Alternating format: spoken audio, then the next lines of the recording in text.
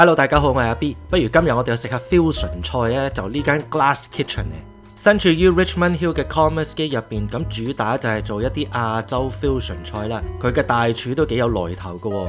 上網簡單翻查下啲資料呢，原來佢係嚟自於一個飲食嘅世家。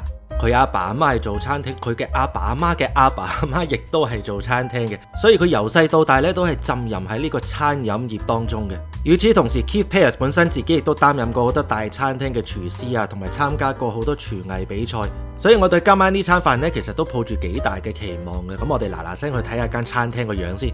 其實我頭先一路 up 嘅時候呢，你都睇到餐廳嘅一啲佈局啦，咁都係一啲比較 modern 嘅裝修啦，咁配合翻佢呢個 fusion 菜嘅形式。而你睇下佢隻叉嗰度寫住啲乜嘢？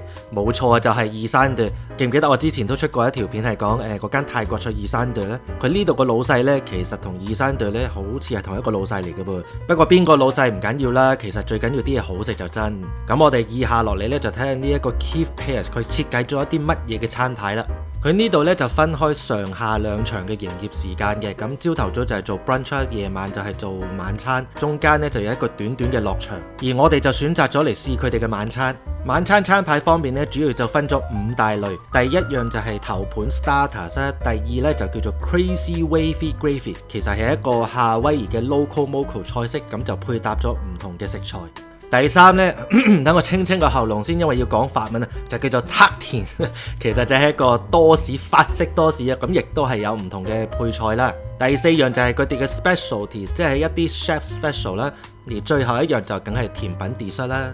有興趣嘅當然可以自己慢慢停低喺度睇下個餐牌啦，或者上佢嘅網站睇都得。睇完個餐牌一輪之後呢，我哋就決定嗌一啲比較 fusion 少少嘅嘢，所以今日就冇嗌龍蝦，冇嗌 Wagyu steak 就係咁解啦。我哋就選擇咗嗌一個頭盤係一個 Yuca fries，Yuca 就即係木薯條啦。主菜方面呢，就試下佢嗰個 local moco 啊，我哋就揀咗 OG 呢就即係最原本最 original 嗰個 style。另外咧就揀咗呢一個北海道帶子嘅 risotto， 最後甜品咧就揀咗佢嗰個紫薯蛋糕。不過講明先，因為呢一度嘅燈光咧其實係比較暗嘅，因為浪漫啊嘛，係咪啱晒我哋呢啲咁嘅浪漫人咧？所以咧畫質方面咧可能會成日有唔同嘅調整嘅，因為我想揾一個比較自然嘅光度去拍，咁就希望大家唔好介意啊。第一樣上場嘅當然係頭盤呢一個 Yuca fries， 即係炸木薯條，炸到金黃色大碌啊，配一個咖喱 aioli， 即係蒜蓉嘅醬，而個醬入邊仲有少少嗰啲 tomato chutney， 一個非常之野味嘅醬啊。木薯其實都幾蝦人炸嘅，因為咧佢唔同薯仔就係比較綿比較粉狀，而木薯入邊咧係比較纖維高啲嘅，所以成日呈一條條嘅絲狀咁樣。但係佢呢度咧真係處理得好好，佢嗰個時間啊、油溫啊係非常之準確啊，先至可以做到個外面脆卜卜，而裏邊咧係冇老到嘅。咁而木薯嘅本身味道就係比較清淡啦，所以配一個咁濃味嘅蒜蓉醬咧就非常之配合啊。跟住落嚟就係第一道主菜北海道帶子嘅 risotto。呢度嘅 risotto 咧就唔係傳統咁樣用一啲譬如話肉啊、魚啊嘅清湯去煮，而佢係用一個 butternut squash 嘅湯底去煮，所以味道咧係比較帶甜。飯嘅熟透程度啱啱好，唔會話過腍，留翻少少嘅煙韌，亦都唔會生得滯。記唔記得之前試過有一間呢個 risotto 係煮得唔夠透，啲米係硬。而飯裏面咧仲有好香濃嘅芝士味。咁如果大家係唔中意食芝士嘅呢，可能就要叫佢輕手少少啦。呢粒帶子呢，真係幫呢一個飯攞咗好多分。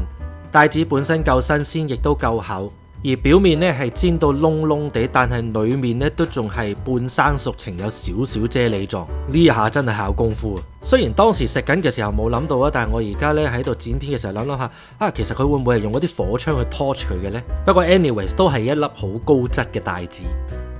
跟住落嚟就係呢一個 local moco， 其實即係佢哋嘅 Crazy Wavy Gravy 啦，係一道夏威夷嘅菜式。主要呢就係其實有啲漢堡扒，下邊有個炒飯，上邊有隻煎蛋。個賣相都幾靚啊，搭到高高咁，底就有金黃色嘅炒飯，上邊有一塊都幾厚嘅漢堡扒，鋪咗一隻好靚嘅太陽蛋。側邊半碟嘅呢就有一啲柚子青瓜，同埋有佢嗰個 Crazy Wavy Gravy。今日呢係一個蘑菇嘅 gravy 嚟嘅。餐廳方面呢就話呢一碟嘢最好就係篤爛佢撈埋佢嚟食呢，咁就最好食，即係好似韓國嗰啲邊邊北咁樣。餐牌上面就話呢，佢嗰個漢堡扒係用3個唔同部位嘅牛肉整出嚟。我條脷呢就冇咁叻可以食到唔同嘅分別啦。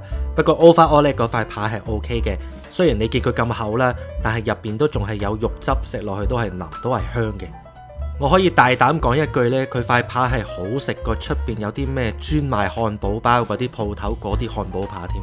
炒飯呢，我就覺得水分感好似略嫌重咗少少啊，就冇我哋唐人嗰啲炒飯咁乾身。不過我冇食過真正夏威夷嘅 Loco Moco， 咁我唔知係咪佢哋嘅特色係咁樣啦。最好呢，畢埋嗰啲柚子青瓜一齊食呢，咁就正啊！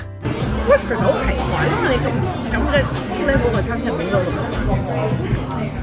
餐廳嘅格調同埋裝修呢，其實的確係唔錯嘅，不過呢係嘈咗少少咯。再加上我哋拍片當晚個場係爆到七彩嘅，食完幾樣比較濃味嘅嘢，就梗係要食翻個甜品清一清佢啦。